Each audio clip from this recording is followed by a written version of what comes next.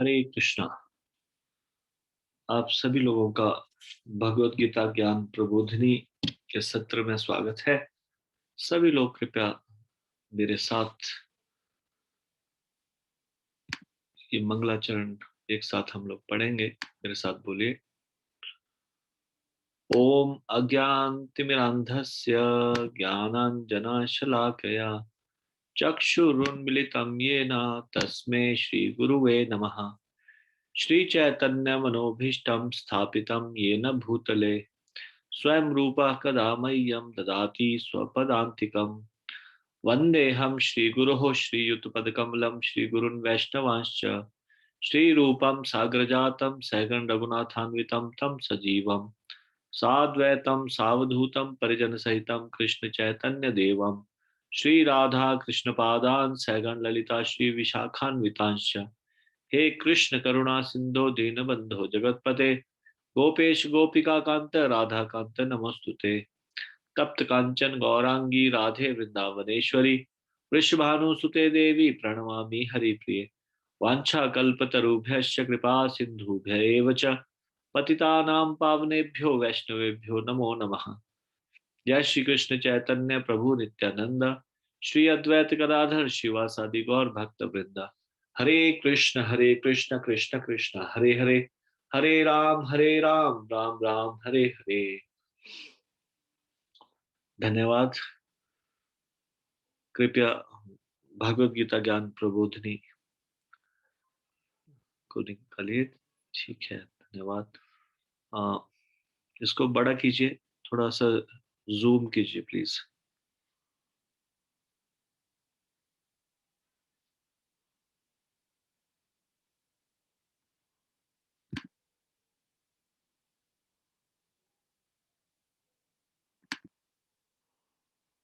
ठीक है, धन्यवाद।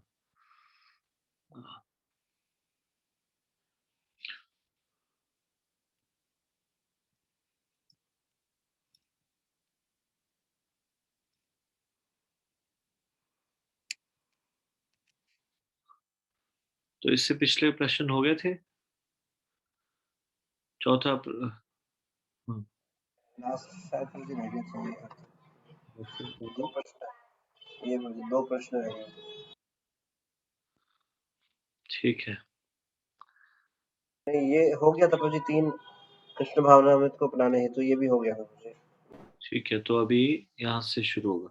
सब लोग भगवत गीता मंगलाचरण के बारे में हमने चर्चा की थी कल। उसके आगे भूमिका में हम चर्चा करेंगे और उसके अनुसार ये वाले प्रश्न के उत्तर ढूंढेंगे। तो ये प्रश्न एक बार पढ़ लेते हैं और फिर हम उसको पढ़ना शुरू करेंगे।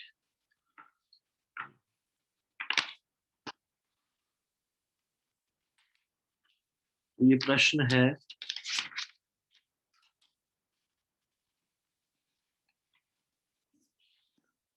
शिल प्रभुपाद द्वारा भगवत गीता यथारूप का अपने संस्करण के प्रकाशन से पूर्व भारत व अमेरिका में भगवत गीता के बहुत सारे संस्करण विद्यमान थे। प्रभुपाद जी ने जब ये भगवत गीता को प्रिंट के करवाया, प्रभुपाद जी ने इसका नाम लिखा भगवत गीता यथारूप। हाँ, भगवत गीता एज इट इज। इससे पहले बहुत सारे प्रकाशन थे। भारत में और अमेरिका में भी कुछ भगवत गीता के प्रकाशन मिल जाते थे। फिर अन्य संस्करण के प्रकाशन की क्या आवश्यकता थी? तो जब पहले से इतनी सारी भगवत गीता है मार्केट में अवेलेबल है, then why this Bhagavad Gita was required? Prabhupada ने ये भगवत गीता का तात्पर्य को क्यों लिखा? मतलब कि श्लोक और अनुवाद तो सेम होता है, संस्कृत के श्लोक तो चेंज नहीं होते। अनुवाद में कई बार गड़बड़ किया जा सकता है, थोड़ा अलग अलग लोगों का अलग अलग अंडरस्टैंडिंग हो सकता है। तात्पर्य तो पूरा उसको डिटेल में एक्सप्लेनेशन होती है। तो फिर ये इसकी जरूरत क्या पड़ी? तो why this Bhagavad Gita as it is was required? अभी प्रश्न नहीं पूछा है, अभी जस्ट हम पढ़ेंगे और पढ़ के फिर आप लोग उसमें से कुछ आंसर ढूंढेंगे। अ, फिर ये भी एक प्रश्न है जो कि हम डिस्कस करेंगे। भगवत गीता का मर्म क्या है, भगवत गीता को किस प्रकार से ग्रहण करना चाहिए, भगवत गीता किसके लिए है ना, ये प्रश्न आप दिमाग में रखिए। भगवत गीता का मर्म क्या है, भगवत गीता को किस प्रकार से ग्रहण करना चाहिए, भगवत गीता किसके लिए है। तो अभी इतने प्रश्न ही माइंड में रख लीजिए, 3-4 क्वेश्चंस। तो आइए हम इसको पढ़ते हैं, पहले प्रश्न। हाँ, तो कृपया करके हाँ इसको निकालिए। हाँ, तो ये जो मंगलाचरण अभी अभी समाप्त हुआ है, इससे ऊपर यदि आप देखेंगे मंगलाचरण था, तो मंगलाचरण को हमने अभी अभी हमने मंगलाचरण पढ़ा। तो मंगलाचरण के बाद ठीक है, नेक्स्ट निकालिए। मंगलाचरण के बाद नीचे ये यहां से ये शुरू हो रहा है, नेक्स्ट पेज। तो ध्यान से सुनिए और उसके बाद आंसर दीजिएगा। भगवत गीता को गीतोपनिषद भी कहा जाता है। यह वैदिक ज्ञान का सार है और वैदिक साहित्य का सर्वाधिक महत्वपूर्ण उपनिषद है। निस्संदेह भगवत गीता पर अंग्रेजी भाषा में अनेक भाष्य प्राप्त हैं। अतः एक अन्य भाष्य की आवश्यकता के बारे में प्रश्न किया जा सकता है।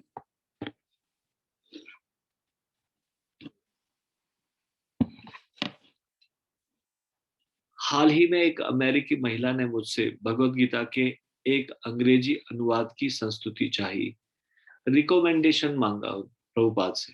प्रभुपाद आप क्या रिकमेंड करते हैं, मैं कौन सा संस्करण लूं, बहुत सारी भगवत गीता है, कौन सी लूं। तो फिर प्रभुपाद बता रहे हैं,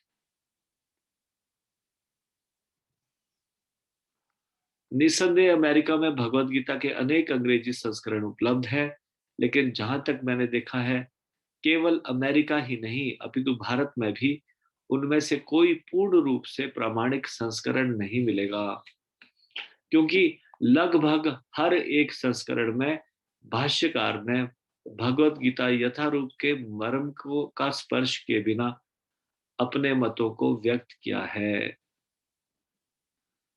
अब यहाँ पे क्या आंसर है, क्यों इसके संस्करण की जरूरत पड़ी, अन्य संस्करण की जरूरत क्यों पड़ी, प्रभुपाद जी को भगवत गीता यथारूप लाने की क्या जरूरत पड़ी, पहले से ही विद्यमान थे इतने सारे, तो फिर क्यों जरूरत पड़ी। कृपया हाथ खड़ा कीजिए। क्या हमने पढ़ा और क्या समझा, इस चीज को समझना भी पड़ेगा उत्तर को। अभी हमने पढ़ा ये, हम्म, तो इसको क्या क्या समझ में आया आपके। हम्म, हाँ। हरिओम वर्मा प्रभु, बोलिए। एक मिनट अनम्यूट कर लेते हैं। यस प्रभु जी, बताइए।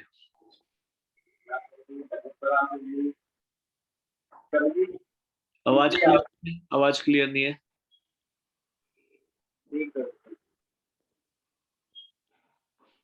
ये स्पीकर या कुछ लगाया है जो, वो हटाना पड़ेगा, ब्लूटूथ। जी बोलिए। जी प्रभु जी। हाँ, अब क्लियर है। हरे कृष्णा प्रभु जी, दंडवत प्रणाम प्रभु जी। जी प्रभु जी, इसलिए आवश्यकता पड़ी क्योंकि भाष्यकार ने अपना मत यथारूप को हटाकर अपना मत उसमें व्यक्त कर दिया है, विश्लेषण में या व्याख्या में। अच्छा, मतलब जो अलग अलग संस्करण थे उनमें भाष्यकार ने अपना मत डाल दिया था, इसलिए, है ना। जी जी। इसका कोई उदाहरण बताइए, ऐसा कोई उदाहरण है, मालूम है कैसे जिसको एक्सप्लेन किया जा सकता है। नहीं भी किया जा सकता, कोई बात नहीं, मैं फिर एक्सप्लेन कर दूंगा बाद में। Let me see first who can answer this. ठीक है, आप में से कौन इस चीज को बताएंगे, डायरेक्टली अनम्यूट करके कोई बोल सकते हैं, कोई अपना मत कैसे व्यक्त कर दिया, कोई ऐसी भगवत गीता। कृष्ण प्रभु जी। हरे कृष्ण, सुरभि माता जी बोलिए। प्रभु जी, मैंने मतलब सुना है, अब एपीजे अब्दुल कलाम ने ऐसी कोई भगवत गीता लिखी है, मतलब मुझे उसका पता नहीं कि उन्होंने क्या लिखा है, पर ऐसा बताते हैं कि उन्होंने ऐसा कुछ लिखा है कि मतलब जो मतलब हमारी जो भगवत गीता एज इट इज है उसके अकॉर्डिंग नहीं है, वो उन्होंने अपने वर्डिंग्स में लिखी है उसको। अच्छा, ठीक है। और कोई उत्तर देना चाहेगा? डायरेक्टली अनम्यूट करके बोल सकते हैं। हरे कृष्णा प्रभु जी, दंडवत प्रणाम। धन्यवाद जी। प्रभु जी, जो गीता प्रेस वाली भगवत गीता है, मैंने पढ़ी तो नहीं है, बट ऐसा कहता है कि उसको पढ़ने के बाद कोई भी भक्त नहीं बना। अच्छा, ऐसे ऐसे कैसे कहा जा सकता है? पर नहीं, ऐसे कैसे हम इतनी बड़ी बोल्ड स्टेटमेंट दे देंगे? और अभी मैं सिर्फ ये चीज जानना चाहता हूँ कि अपना मत व्यक्त किया हो किसी ने, वो कोई एग्जाम्पल दे सकता है क्या यहाँ पे? हरे कृष्णा प्रभु जी, हरे कृष्ण। दंडवत प्रणाम। धन्यवाद जी। प्रभु जी, इसमें साफ लिखा है कि जब प्रभुपाद जी से एक अमेरिकन महिला ने पूछा था कि कौन सी भगवत गीता मतलब वो सही है, किसका अनुवाद अंग्रेजी में अनुवाद संस्तुति चाहिए, तो उन्होंने ये कह दिया कि निसंदेह अमेरिका में भगवत गीता के अनेक अंग्रेजी संस्करण प्राप्त हैं, लेकिन जहां तक मैंने देखा है केवल अमेरिका ही नहीं अपितु भारत में भी कठिनाई से ही कोई प्रामाणिक संस्करण मिलेगा। हाँ, तो ये बात प्रभुपाद जी ने खुद ही बता दी कि कोई भी संस्करण भगवत गीता के मर्म को स्पर्श किए बिना ही सबने अपने अपने मतों के द्वारा उसको व्यक्त किया है। नहीं जी, अभी इसका आंसर यहाँ से नहीं मिलेगा। ये जो यहाँ पे हमने कुछ लाइनें पढ़ी 4-5, इससे नहीं मिलेगा। इसमें यदि किसी को अनुभव होगा तो वो बता सकता है कि कोई और भगवत गीता का कोई एग्जाम्पल जिसमें उन्होंने अपना मत व्यक्त किया हो। ये तो मैं आपके जनरल एक्सपीरियंस से, आपके अनुभवों से पूछ रहा हूँ, फिर मैं आंसर बताऊंगा आपको कैसे इसको समझा जाए। पर इसका आंसर इन लाइनों में नहीं मिलेगा। ये मैं पूछ रहा हूँ, एनी एग्जाम्पल, कोई ऐसा उदाहरण जिसमें कोई ऐसी भगवत गीता हो जिसमें अपना मत स्पष्ट उन्होंने व्यक्त किया हो। अगर नहीं मालूम तो कोई बात नहीं, किसी और को मालूम है? हरे कृष्णा प्रभु जी, दंडवत प्रणाम। हाँ, दंडवत प्रणाम माता प्रभु जी। जी, पता तो नहीं है लेकिन थोड़ा-थोड़ा नीचे की लाइन देख के ऐसा लगता है जैसे कि डॉक्टर का और मित्र का, जैसे हम बीमार होते हैं तो हम किसी अपने दोस्त की सलाह लेकर दवाई का सेवन करते हैं, या हम उसको डॉक्टर की सलाह से अगर औषधि लेते हैं, तो इस तरीके से कुछ हो सकता है? नहीं तो इसमें मतलब कैसे, जी। इसको थोड़ा सा एक्सप्लेन कीजिए। जी, प्रभु जी, इसका इसलिए ऐसे दिया गया है ये दिया गया है, यह इस प्रकार है, यदि हमें किसी औषधि विशेष का सेवन करना हो तो उस पर लिखे निर्देशों का पालन करना होता है। हम मनमाने ढंग से या बिना सलाह के। ये तो नेक्स्ट क्वेश्चन का उत्तर है। जी प्रभु जी। ठीक है, ये नहीं। जी, जी, जी। हरे कृष्णा प्रभु, दंडवत प्रणाम। ठीक है, मैं ज्यादा समय नहीं लूंगा आप लोगों का, क्योंकि मुझे सही आंसर नहीं मिल रहा है। जैसे कई बार कुछ लोग भगवत गीता का उदाहरण देते हैं कि धृतराष्ट्र जो है वो मोह है, दुर्योधन जो है वो अहंकार है, पांडव जो है वो 5 इंद्रियां है, 5 पांडव 5 ऐसा कृष्ण का मतलब है ही नहीं। अपनी मर्जी से वो मतलब डाल रहे हैं उसमें मतलब इससे क्या लगता है कि ये एक काल्पनिक व्यक्ति है। जैसे रूपांतक कथा नहीं पढ़ रहे भागवतम में कई बार, कि इस भौतिक जगत को एक भयावह जंगल बताया गया है, तो वो तो रूपांतक कथा है। ये भगवत गीता कोई रूपांतक कथा थोड़ी नहीं है, ये कोई अलंकारिक कथा थोड़ी नहीं है, ये तो सच्ची घटना है। It's a real incidence. सच में ऐसा हुआ, कृष्ण भगवान आए, उन्होंने अर्जुन को सच में उपदेश दिया। वो क्या कहते हैं, कई ऐसे भगवत गीता का जो अपना मत बताते हैं और वो बोलते हैं कि नहीं, ये भगवत गीता कुछ नहीं है, बस यही है कि धृतराष्ट्र मोह है, दुर्योधन अहंकार है, ये पांडव ये है। हर चीज को इस तरह से कुछ समानांतर कुछ उसका रूपक बता देंगे। या फिर कई लोग बोलेंगे कि ये भगवत गीता कृष्ण नहीं बोल रहे, कृष्ण के भी अंदर जो बैठा है परमात्मा वो बोल रहे। उनको यही नहीं पता कि परमात्मा और कृष्ण में कोई अंतर नहीं है, कृष्ण और कृष्ण के शरीर में कोई अंतर नहीं है, वो भौतिक शरीर नहीं है। तो ये चीज नहीं पता, इसलिए वो भगवत गीता के बारे में कुछ भी बोलते रहते। संस्कृत पढ़ने से कोई भगवत गीता का विद्वान नहीं हो जाएगा। भगवत गीता समझ में आएगी तब जब उसको भक्ति के माध्यम से समझा जाएगा। अदरवाइज कोई संस्कृत का विद्वान है और वो सोचे कि भगवत गीता को समझ जाएगा, नहीं समझ पाएगा। अब उस समय भी प्रभुपाद को जब उन्होंने पूछा कि कौन सी भगवत गीता पढ़ूं, तो फिर कईयों ने भगवत गीता लिखी जो अपने आप को संस्कृत के विद्वान समझते थे, और जो कोई उनको भक्ति से दूर दूर का कोई लेना देना ही नहीं, आचार्यों से उन्होंने नहीं समझा। आचार्य गुरु परंपरा से समझेंगे तब ये ज्ञान समझ में आएगा। अपने मन गढ़ंत व्याख्याएं की, अपने अपने मत व्यक्त किए, इसलिए ये प्रॉब्लम है। कई बार कई लोग बोलते हैं भगवत गीता एज इट इज क्यों बोलते हैं इस्कॉन वाले, क्या जो बाकी है वो एज इट इज नहीं है, यानी कि असली गीता यही है, दूसरी गीताएं बेकार है क्या?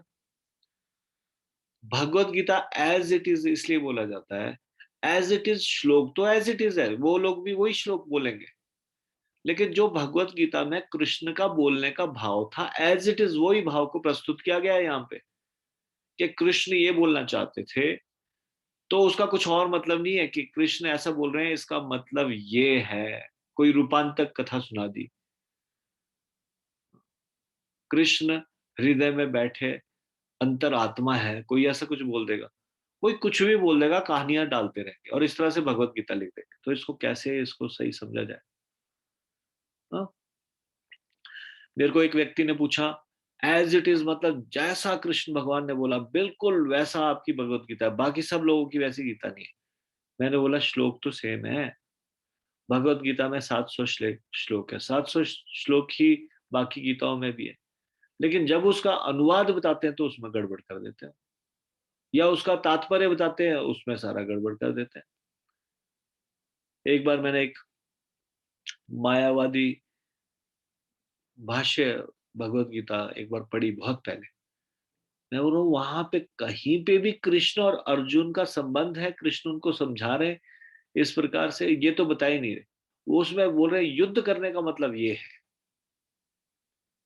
और इसका मतलब ये है, अर्जुन का मतलब ये है, कृष्ण का मतलब ये है, सारा मतलब समझाए जा रहे हैं। मतलब जो कृष्ण डायरेक्टली बोल रहे हैं उसको एक बार भी एक्सप्लेन नहीं कर रहे, कृष्ण को काल्पनिक व्यक्ति चरित्र मान रहे हैं, अर्जुन को काल्पनिक चरित्र मान रहे हैं, और उसके बाद रूपांतक कथा सुना रहे हैं। कई बार कई लोग बोलते हैं माइथोलॉजी, और हम लोग भी बोलने लग गए माइथोलॉजी, हमारे माइथोलॉजी में ये है। मिथ का मतलब होता है झूठ, मिथ मतलब झूठ। अंग्रेज आए उन्होंने ये बोला कि माइथोलॉजी, और हमने भी माइथोलॉजी बोलना शुरू कर दिया। हमारे शास्त्र माइथोलॉजी नहीं है, हाँ? इनको स्क्रिप्चर्स बोला जा सकता है अंग्रेजी बोलनी है अगर तो, लेकिन माइथोलॉजी नहीं बोला जा सकता। दिस इज नॉट मिथ, झूठ नहीं है, ये सच्ची घटना है। ठीक है, तो भगवत गीता यथा रूप का मतलब है जैसा कृष्ण का भाव है अर्जुन को समझाने का वैसे ही। प्रभुपाद किस बल से ऐसा बोल पा रहे हैं? प्रभुपाद इस बल से ऐसा बोल पा रहे हैं क्योंकि प्रभुपाद ने गुरु शिष्य परंपरा से इस ज्ञान को प्राप्त किया है, आचार्य लोगों से प्राप्त किया है। आचार्य लोग चैतन्य महाप्रभु, और ये उनसे भी पहले ब्रह्मा जी के से ज्ञान चलाया, नारद, नारद जी से वेदव्यास जी, वेदव्यास जी ने ये लिपिबद्ध किया सारा ज्ञान। लेकिन ये जो बोला गया कृष्ण भगवान अर्जुन को क्या बोल रहे हैं, उसको हमारे आचार्यों ने टीका लिखी, टीका लिखी मतलब एक्सप्लेन किया कि देखो इसको इसको समझो क्या है। क्यों हम ये अभी इंटरनेट में रेटिंग हुई कुछ समय पहले, सारी की सारी भगवत गीताओं में इसको नंबर 1 रेटिंग मिली, इस्कॉन की भगवत गीता। क्यों नंबर 1 रेटिंग मिली? कि ये सबसे ज्यादा पढ़ा जाने वाला, सबसे ज्यादा समझे जाने वाली भगवत गीता है। अब कोई सोचेगा कि सब लोग अपनी गीता को सराहते हैं। ये सब लोग जिन्होंने ये रेटिंग किया वो इस्कॉन की एजेंसी नहीं थी, वो बाहर के लोग थे। और उसके बाद उन्होंने पाया कि ये सबसे इजीली है, आसानी से समझ में आने वाली है। जैसे कि उदाहरण के तौर पे मैं आपको बताता हूँ, जो गीता प्रेस की गोरखपुर की जो गीता है, उसमें एक जगह ये बताया गया है कि यदि प्राणवायु का अपान वायु में हवन हो और अपान वायु का प्राण वायु में हवन हो तो समाधि लगती है। एक श्लोक का अर्थ है ये। आपके सिर कुछ समझ में आया? सारी चीजें सिर के ऊपर से निकल जाएगी। क्या क्या क्या प्राण वायु का अपान वायु में हवन, अपान वायु का प्राण वायु में हवन क्या? प्रभुपाद जी ने ऐसे जटिल जटिल श्लोकों को इतना सरल भाषा में लिखा है, किसी भी व्यक्ति के समझ में आ जाएगा। इसलिए ये भगवत गीता इतनी फेमस है। ये भगवत गीता यथारूप सबसे ज्यादा पढ़े जाने वाली, सबसे ज्यादा समझे जाने वाली है। इसलिए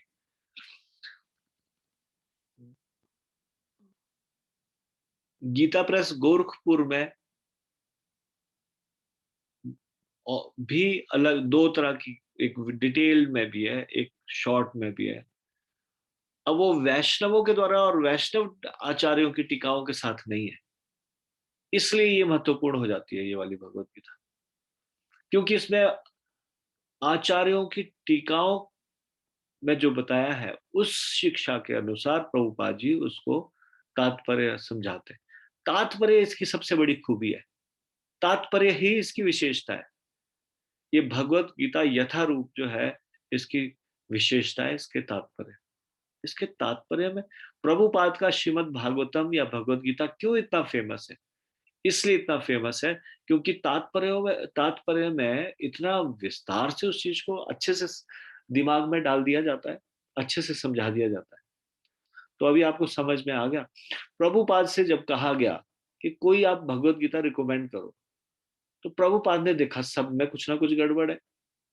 मतलब ओरिजिनल जो कृष्ण भगवान अर्जुन को कह रहे हैं वो ना करके पता नहीं उसमें क्या क्या अपनी फिलॉसफी डाल दी, अपने मत डाल दिए।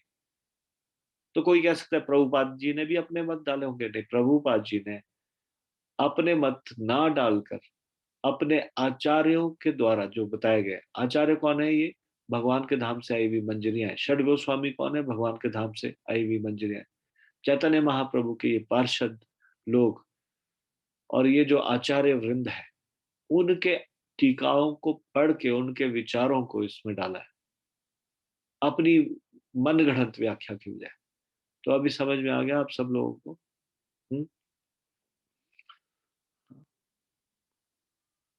जो अभी मैंने समझाया उसके अनुसार आपसे प्रश्न पूछ रहा हूँ। ये गीता को यथारूप क्यों बोला गया, एज इट इज क्यों बोला गया? कौन बताएगा? अभी अभी अभी अभी जो मैंने बताया उसके अनुसार कृपया हाथ खड़े करें। Why this Bhagavad Gita is called as it is? यथारूप क्यों बोल रहे हैं इसको?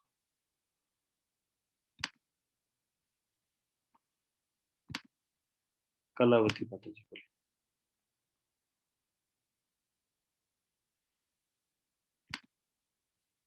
अनम्यूट कीजिए कलावती माता जी।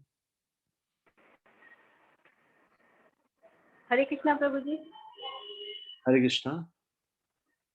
क्योंकि इसमें भगवान कृष्ण ने जो अर्जुन को बोलने का भाव था, भगवान कृष्ण का जो भाव था वही कहा गया है। इसमें कोई रूपांतर करके नहीं कहा गया है। बहुत बढ़िया, धन्यवाद। हरे कृष्णा। हाँ, अभी आप समझ गए। एज इट इज मतलब वही भाव जो कृष्ण भगवान को बताना चाहते हैं, वही शिक्षा, कोई रूपांतक कथा नहीं, है ना? क्लियर? सबको क्लियर हो गया ये चीज? धन्यवाद। अब नेक्स्ट क्वेश्चन और नेक्स्ट पैराग्राफ। भगवत गीता का मर्म भगवत गीता में ही व्यक्त है। यह इस प्रकार है, यदि हमें किसी औषधि विशेष का सेवन करना हो तो उस पर लिखे निर्देशों का पालन करना होता है। हम मनमाने ढंग से या मित्र की सलाह से औषधि नहीं ले सकते। इसका सेवन लिखे हुए निर्देशों के अनुसार या चिकित्सक के निर्देशानुसार करना होता है। इसी प्रकार भगवत गीता को इसके वक्ता द्वारा दिए गए निर्देशानुसार ही ग्रहण या स्वीकार करना चाहिए। भगवत गीता के वक्ता भगवान श्री कृष्ण है। भगवत गीता के प्रत्येक पृष्ठ पर उनका उल्लेख भगवान के रूप में हुआ है। निस्संदेह भगवान शब्द कभी कभी किसी भी अत्यंत शक्तिशाली व्यक्ति या किसी शक्तिशाली देवता के लिए प्रयुक्त होता है, और यहाँ पर भगवान शब्द निश्चित रूप से भगवान श्री कृष्ण को एक महान व्यक्तित्व वाला बताता है। किंतु साथ ही हमें यह जानना होगा कि भगवान श्री कृष्ण पूर्ण पुरुषोत्तम भगवान है। तो अभी ये आगे ना जाते हुए इस चीज पे आते हैं, भगवत गीता का मर्म क्या है। इस डिस्प्ले को थोड़ा ध्यान रखिए। भगवत गीता का मर्म, यहाँ ये चीज पे आ रहे, भगवत गीता का मर्म भगवत गीता में ही व्यक्त है।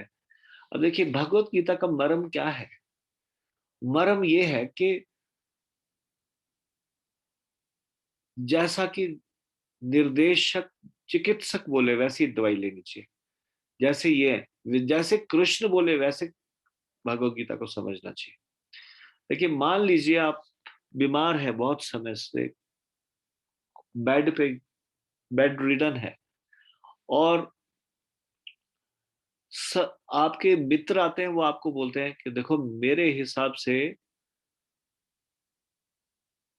तुम ये चीज का उपाय, इसको यूज करके देखो। मान लो उन्होंने कुछ उपाय बताया, फिर रिश्तेदार आते हैं, वो कुछ उपाय बताते हैं। आप लोगों के साथ कभी ऐसा हुआ है जब कभी बीमार हुए हो और उसके बाद 4-5 रिश्तेदार आपको 4-5 अलग अलग घरेलू उपाय बताएं, और उसके बाद फिर आप सोच में पड़ जाए कि कितने उपाय किए जाए, ये सुना जाए या ये सुना जाए या ये सुना जाए। अब 5 लोग 5 उपाय बता रहे हैं जो कि चिकित्सा विज्ञान में दक्ष नहीं है, और एक तरफ आपका डॉक्टर है, वो आपको कुछ सलाह दे।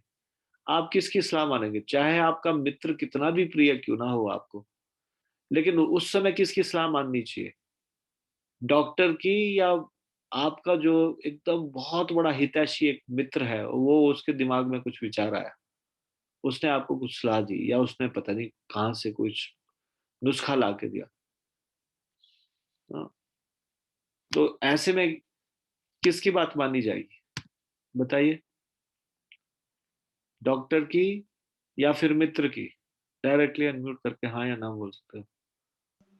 हरे कृष्णा प्रभु जी। हाँ, धन्यवाद मैम। हरे कृष्णा प्रभु जी, डॉक्टर की सलाह मानी जाएगी। अब यहाँ पे ये बताया जा रहा है कि भगवत गीता को समझना चाहते हो तो इस मर्म को समझ लो। और भगवान क्या कहते हैं?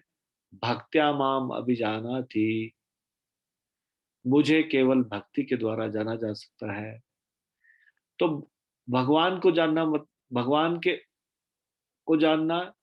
के उपदेशों को जानना, ये बोल रहे हैं कि तभी जाना जा सकता है अगर कोई भक्ति के द्वारा इसको जानने की कोशिश करे। हाँ? या फिर मन मना भव मद्भक्तो बद्याजी माम नमस्कुरु, मुझ में मन लगाने वाले बनो, मेरे भक्त बनो। कई बार लोग बोलते हैं भगवान कहाँ कहते हैं कि भक्ति करो, कहाँ नहीं कहते। मद भक्त, तो यहाँ पे डायरेक्ट इंस्ट्रक्शन बोल दे रहे, मेरे भक्त बनो। मद्याजी, मेरी पूजा करो। माम नमस्करो, मुझे नमस्कार करो। यानी कि भक्त बने बगैर आप भगवत गीता को अच्छे से नहीं समझ सकते। भक्त बने बगैर अगर आप कुछ भगवान के बारे में कुछ इस तरह से पढ़ते हो तो उसको बायस्ड, अपने टेंटेड विजन से देखोगे, और उसमें आपको दोष ही दोष दिखाई देंगे।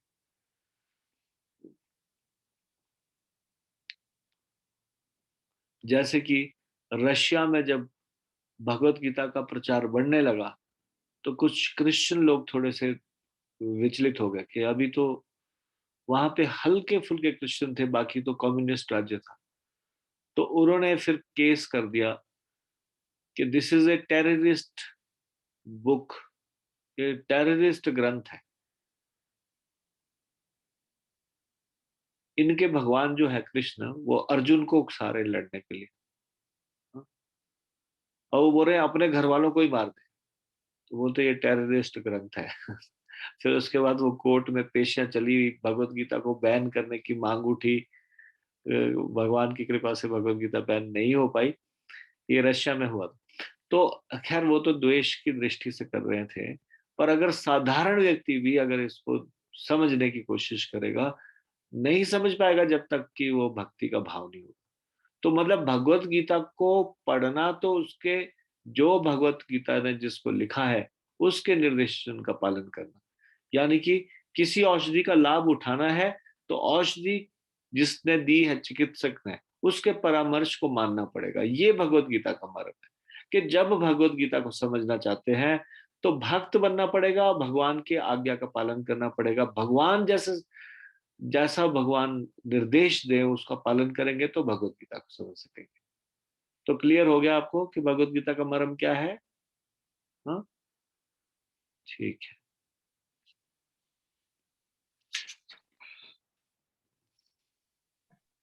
तो भगवत गीता को किस प्रकार से ग्रहण करना चाहिए, ये क्वेश्चन था ना।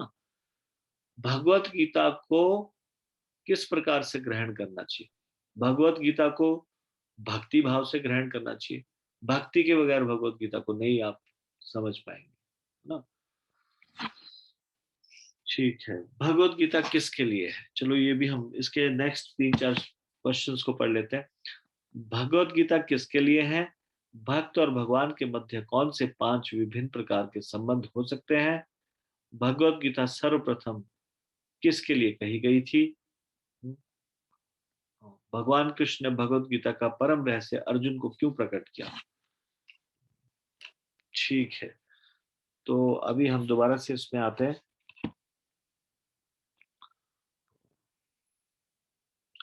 अब यहाँ पे ये जो अब हम एक पैराग्राफ पढ़ने जा रहे हैं, इससे ये चीज पता चलती है कि हम कैसे माने कि कृष्ण भगवान है। तो यहाँ पे लिखा है भगवान श्री कृष्ण पूर्ण पुरुषोत्तम भगवान है। भगवान श्री कृष्ण पूर्ण पुरुषोत्तम भगवान है, जैसा कि सभी महान आचार्य हो, जैसे शंकराचार्य, रामानुजाचार्य, मध्वाचार्य, निम्बार्क स्वामी, श्री चैतन्य महाप्रभु तथा भारत के वैदिक ज्ञान के अन्य विद्वानों ने पुष्टि की है। तो इन सारे के सारे आचार्यों ने पुष्टि की है। भगवान ने स्वयं भगवत गीता में अपने को परम पुरुषोत्तम भगवान कहा है। तो ये दूसरा प्रूफ। पहली बात तो जो ये महान आचार्य हैं वो बोलते हैं, दूसरा भगवान स्वयं अपने आप को बताते हैं, तीसरा ब्रह्म संहिता और अन्य पुराणों में, विशेषतः श्रीमद् भागवत में जो भागवत पुराण के नाम से विख्यात है, वे इसी रूप में स्वीकार किए गए हैं। कृष्ण अस्तु भगवान स्वयं, ये भागवतम में लिखा गया है। तो तीसरा ये वाला पॉइंट हुआ। अतः भगवत गीता हमें भगवान ने जैसे बताई है वैसे ही स्वीकार करनी चाहिए।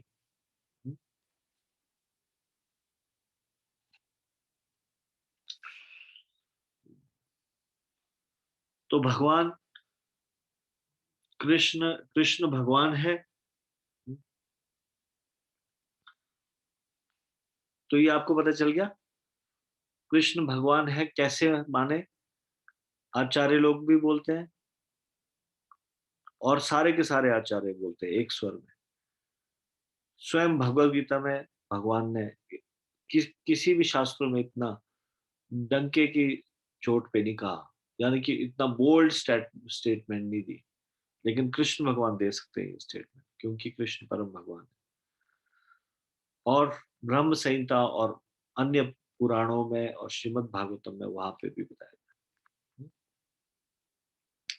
फिर आता है भगवत गीता के 4th अध्याय में पहले 3 श्लोकों में भगवान कहते हैं इमं विवस्वते योगम प्रोक्तवानहम अव्ययम विवस्वान मनवे प्राह मनुरिक्ष्वाकवे ब्रवीत् एवं परंपरा प्राप्तम इमं राजर्षयो विदु सकाले नेह महता योगो नष्ट परंतप स एवाय मया तेद्य योगः प्रोक्तः पुरातनः भक्तोऽसि मे सखा चेति रहस्यं ह्येत दुत्तमम्। अब इस प्रश्न का उत्तर मिलता है कि भगवत गीता सर्वप्रथम किसके लिए कही गई है ना, किसको कही गई, यहाँ पे ये प्रश्न का उत्तर मिलता है। यहाँ कहते हैं भगवान अर्जुन को सूचित करते हैं कि भगवत गीता की यह योग पद्धति सर्वप्रथम सूर्यदेव को बताई गई। सूर्यदेव ने इसे मनु को बताया। अब विवस्वान जो है वो एक व्यक्ति है जो इस समय सूर्य की पोजीशन पे है। यहाँ पे विवस्वान शब्द आया ना, अगर चौथे अध्याय का पहला श्लोक पढ़ा जाए भगवत गीता में, वहां पे विवस्वान शब्द जो है ये इस्तेमाल किया गया है सूर्यदेव के लिए। विवस्वते सूर्यदेव, सूर्यदेव मतलब सूर्य, सूर्य तो पोजीशन है, तो विवस्वान नाम का व्यक्ति वहां पे विराजमान है सूर्य की पोजीशन में। तो यहाँ पे कहते हैं भगवान श्री कृष्ण ने कहा, मैंने इस अमर योग विद्या का उपदेश सूर्यदेव विवस्वान को दिया और विवस्वान ने मनुष्यों के पिता मनु को उपदेश दिया और मनु ने इसका उपदेश इक्ष्वाकु को दिया। इस प्रकार यह परम विज्ञान गुरु परंपरा द्वारा प्राप्त किया गया और राजर्षियों ने इसी विधि से इसे समझा, किंतु कालक्रम में यह परंपरा छिन्न हो गई, अतः यह विज्ञान यथारूप में लुप्त हो गया लगता है। तो ये मैं अभी पढ़ा भगवत गीता का अनुवाद भगवत गीता से। तो यहाँ पे ये लिखा गया है, यहाँ पर भगवान अर्जुन को सूचित करते हैं कि भगवत गीता की यह योग पद्धति सर्वप्रथम सूर्यदेव को बताई गई। सूर्यदेव ने इसे मनु को बताया और मनु ने इसे इक्ष्वाकु को बताया। इस प्रकार गुरु परंपरा द्वारा यह योग पद्धति एक वक्ता से दूसरे वक्ता तक पहुंचती रही, लेकिन कालांतर में यह छिन्न भिन्न हो गई। फलस्वरूप भगवान को इसे फिर से बताना पड़ रहा है, इस बार अर्जुन को कुरुक्षेत्र के युद्ध स्थल में।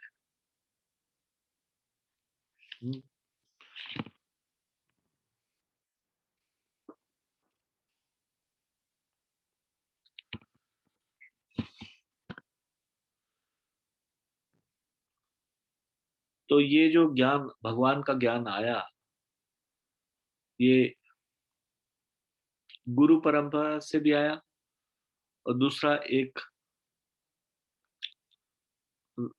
वक्ता के द्वारा दूसरे वक्ता को, इस प्रकार से ये योग पद्धति गुरु परंपरा द्वारा ही। तो कालांतर में ये छिन्न भिन्न हो गया ज्ञान, इसलिए भगवान ने अर्जुन को चुना और फिर से इसको बताया। भगवान को इसे फिर से बताना पड़ रहा है। इस बार अर्जुन को कुरुक्षेत्र के युद्ध स्थल में वे अर्जुन से कहते हैं कि मैं तुम्हें यह परम रहस्य इसलिए प्रदान कर रहा हूं क्योंकि तुम मेरे भक्त तथा मित्र हो। इसका तात्पर्य यह है कि भगवत गीता ऐसा ग्रंथ है जो विशेष रूप से भगवत भक्त के लिए है।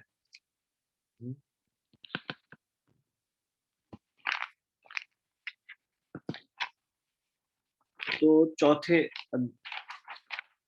अध्याय में ये बोलते स एवायम मया तेद्य योगः प्रोक्तः पुरातनः भक्तोसी में सखा चेति रहस्यम एतदुत्तमम्। ये तीसरा श्लोक।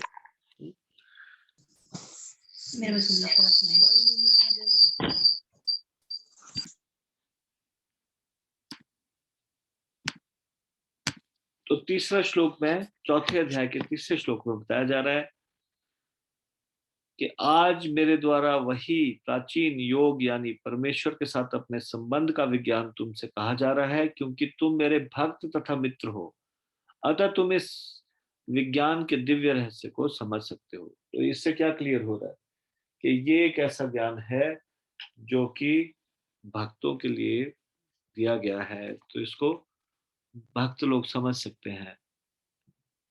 भगवत भक्त के निमित्त है।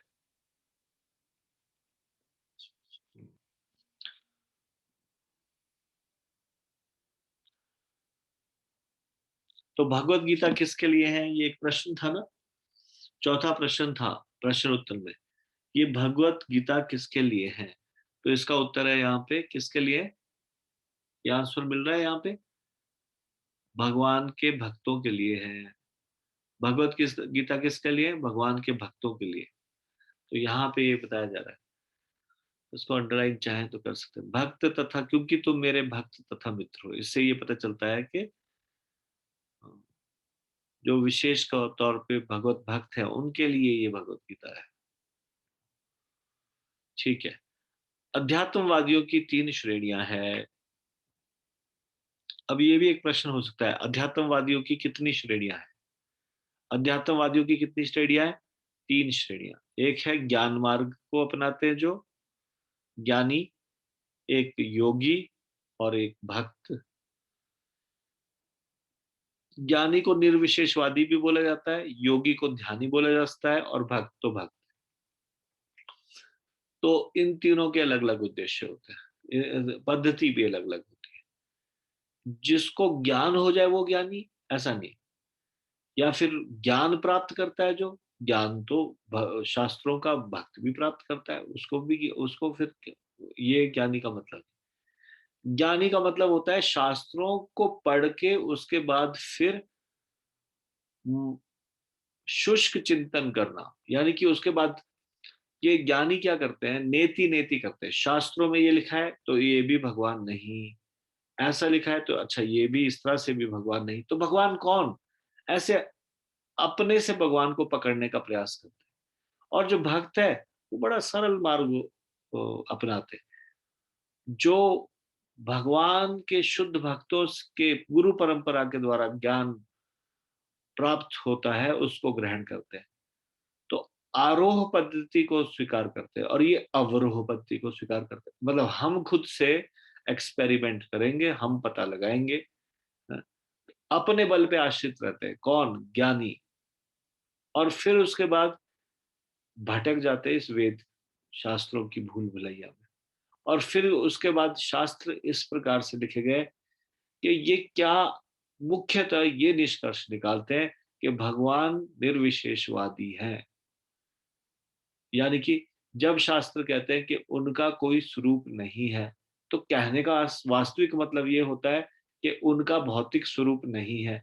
लेकिन ये शास्त्रों को पढ़ के क्या निष्कर्ष निकालते हैं कि भगवान निराकार है, ऐसी ऐसी इनकी धारणा है। तो फिर ये ब्रह्म पक्ष को मानते हैं, भगवान के निराकार पक्ष को, उसी में लीन होना चाहते हैं। तो ये है ज्ञानी। ज्ञानी और भक्त में क्या अंतर है, ज्ञानी जो है वो एक तरह से बंदर के बच्चे की तरह है और भक्त एक बिल्ली के बच्चे की तरह है। बंदर के बच्चे को बड़ा सावधानी से बंदरी को पकड़ के रखना पड़ता है। जब बंदरी एक पैर से दूसरे पैर पे छलांग मारती है, अगर वो थोड़ा सा भी ढीला पकड़े तो वो गिर जाएंगे, उनको चोट लग जाएगी। हाँ? लेकिन बिल्ली के बच्चे को कोई चिंता होती है, सारी चिंता माँ करती है बिल्ली। अगर कहीं खतरा महसूस हो और बच्चों को स्थानांतरित करना हो तो बच्चे तो आराम से बिल्ली उसको अपने मुंह में लेके जाती है बच्चों को। तो भक्त भी पूरी तरह निर्भर है भगवान के ऊपर। क्योंकि वो भगवान के ऊपर निर्भर है, इसलिए भगवान उनकी रक्षा करते हैं, क्योंकि उनको पता है ये इसका कोई है ही नहीं संसार में, ही इज डिपेंडेंट अपॉन मी। और एक तरह से ये चैलेंजिंग इंक्वायरी होती है, कैसे भगवान को प्राप्त नहीं कर सकता, मैं भगवान को ढूंढ सकता हूँ, मैं पता लगा सकता हूँ भगवान कौन है। कौन, ज्ञानी। यानी कि अपने बल पे इतना अपने ऊपर इतना भरोसा है, अपना इतना बल है, मैं भगवान को पकड़ सकता हूँ अपने बल से। नहीं पकड़ सकते भगवान को अपने बल से, इसीलिए वो पूरी तरह से भगवान को नहीं जान पाते। वो है बंदर के बच्चे की तरह। और भक्त कैसे हैं, बिल्ली के बच्चे की तरह, टोटली डिपेंडेंट भगवान के ऊपर। इसलिए भगवान को ज्यादा चिंता किसकी होती है, भक्तों की चिंता होती है। अब ये तीसरे प्रकार के है योगी। योगी अपने हृदय में भगवान का दर्शन करते हैं कि परमात्मा के रूप में। हाँ। अब इसमें दो प्रकार के योगी की भी अलग अलग श्रेणियां होती है। कई तो निर्विशेष ब्रह्म ज्योति के ऊपर ध्यान करने का प्रयास करते हैं, पर साधारणतया योगी भगवान के, परमात्मा के चतुर्भुज स्वरूप को देखते हैं अपने हृदय के भीतर। हाँ। तो योगी जो तो ज्ञानी है, वो तो मर्ज हो जाना चाहते हैं, मिल जाना चाहते हैं उसमें, ब्रह्म ज्योति में, और वो सोचते हैं भगवान निर्विशेष है, निराकार है, और भगवान और हम एक हैं, इस प्रकार की धारणा रखते हैं। अब योगी दो तरह के हो सकते हैं, या तो वो भक्तों की तरह हो सकते हैं जो कि भगवान के स्वरूप पे ध्यान करेंगे, भगवान के ऊपर मेडिटेट करेंगे, ध्यान लगाएंगे तो किस पे, भगवान के ऊपर, या फिर निर्विशेष। तो यानी कि योगी के मामले में वो व्यक्ति का झुकाव ज्ञान की तरफ भी हो सकता है, ज्ञान मार्ग की तरफ, और भक्त मतलब जो भक्त है भक्ति मार्ग की तरफ भी हो सकता है। पर मोस्टली योगी क्या होता है, वो अपने हृदय में भगवान का दर्शन करना चाहते हैं, तो परमात्मा पक्ष को पहचान पाते हैं, तो परमात्मा स्वरूप को देख पाते हैं। तो एक तो हुआ ज्ञानी तो सब कुछ निराकार, और एक भगवान एग्जिस्ट करते हैं, निर्विशेष है, निराकार है। निर्विशेष अगर शास्त्रों में बताया गया है तो भौतिक विशेषता नहीं है, ऐसा नहीं कि कोई विशेषता ही नहीं है ना, आध्यात्मिक विशेषता है। स्वरूप नहीं है भगवान का तो भौतिक स्वरूप नहीं है, आध्यात्मिक स्वरूप है, ये तरह से बताया गया। लेकिन वो खुद से भगवान को समझने का प्रयास करते हैं, गलत निष्कर्ष में पहुंचते हैं। क्या निष्कर्ष में पहुंचते हैं, निर्विशेषवादी हो जाते, इनको निर्विशेषवादी बोला गया, यानी कि जो भगवान के निराकार स्वरूप में की उपासना करते, तो या ब्रह्म में लीन होना चाहते, तो ये है ज्ञानी। और फिर योगी है जो सोचते हैं कि भगवान तो हमारे हृदय में मौजूद है बस, तो वो उसी परमात्मा को ही उपासक होते हैं। तो परमात्मा की अंडरस्टैंडिंग ब्रह्म की अंडरस्टैंडिंग से बेटर अंडरस्टैंडिंग है। तो तीन पक्ष है भगवान जो हमको रियलाइज करवाते हैं, या तो हम ब्रह्म को रियलाइज कर सकते हैं, ब्रह्म भी भगवान का ही एक पक्ष है, परमात्मा भी भगवान का ही एक पक्ष है, और पूर्ण रूप से जो भगवान अपने धाम में रहते हैं वो सिर्फ रियलाइज कर पाते हैं भक्त। तो भक्तों के लिए है ये भगवत गीता, या फिर ध्यानी या योगी और ज्ञानी भी इसको अध्ययन करते हैं भगवत गीता को। लेकिन अच्छे से भगवत गीता को कौन समझ पाता है, भगवान स्पष्ट कह रहे हैं, उन्होंने कभी भी ये नहीं कहा कि जो ज्ञान मार्गी है वो समझ सकता है मुझे, नहीं, वो बोल रहे हैं भक्त्या माम अभिजानाति, मुझे भक्ति के द्वारा ही समझा जा सकता है। तो भक्त बनने का प्रयास करना चाहिए, हमें भक्त बनना है, ना कि ब्रह्म और परमात्मा के स्वरूप को रियलाइज करने की बजाय भगवान के स्वरूप को रियलाइज करना है, भक्त बनना चाहिए। तो तीन प्रकार के अध्यात्मवादियों की श्रेणी है। तो यहां पर भगवान अर्जुन से स्पष्ट कहते हैं कि वे इस नवीन परंपरा, गुरु परंपरा का प्रथम पात्र बना रहे हैं, क्योंकि प्राचीन परंपरा खंडित हो गई थी। अतएव यह भगवान की इच्छा थी कि सूर्यदेव से चली आ रही विचारधारा की दिशा में ही अन्य परंपरा स्थापित की जाए, और उनकी यह इच्छा थी कि उनकी शिक्षा का वितरण अर्जुन द्वारा नए सिरे से हो। वे चाहते थे कि अर्जुन भगवत गीता ज्ञान का प्रामाणिक विद्वान बने। अतएव हम देखते हैं कि भगवत गीता का उपदेश अर्जुन को विशेष रूप से दिया गया, क्योंकि अर्जुन भगवान का भक्त, प्रत्यक्ष शिष्य तथा घनिष्ठ मित्र था। तीन चीजें बताई गई अर्जुन के बारे में, क्या थे, एक तो भगवान के भक्त, दूसरा प्रत्यक्ष शिष्य, तीसरा घनिष्ठ मित्र। अतएव जिस व्यक्ति में अर्जुन जैसे गुण पाए जाते हैं वह गीता को सबसे अच्छी तरह समझ सकता है। तो कौन समझ सकता है भगवत गीता को, जिसमें अर्जुन के ये गुण पाए जाए? क्या, एक तो वो शिष्य होना चाहिए, गुरु से सीखे, दूसरा वो भक्त होना चाहिए, और भगवान का सुहृदय होना चाहिए। अतएव जिस व्यक्ति में अर्जुन जैसे गुण पाए जाते हैं वह गीता को अच्छी तरह से समझ सकता है। कहने का तात्पर्य यह है कि भक्त को भगवान से प्रत्यक्ष रूप से संबंधित होना चाहिए। जो ही कोई भगवान का भक्त बन जाता है त्यों ही उसका सीधा संबंध भगवान से हो जाता है। यह एक अत्यंत विशद विषय है, लेकिन संक्षेप में यह बताया जा सकता है कि भक्त तथा भगवान के मध्य 5 प्रकार का संबंध हो सकता है। अब ये 5 प्रकार का संबंध क्या है, इसको हम करेंगे चर्चा, कल चर्चा करेंगे इसको। आज इसको यहीं पे समाप्त करेंगे। श्रीमद् भगवत गीता की जय।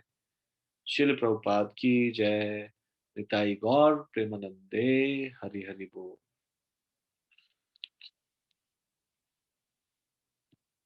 आप सब लोगों का बहुत बहुत धन्यवाद। हरे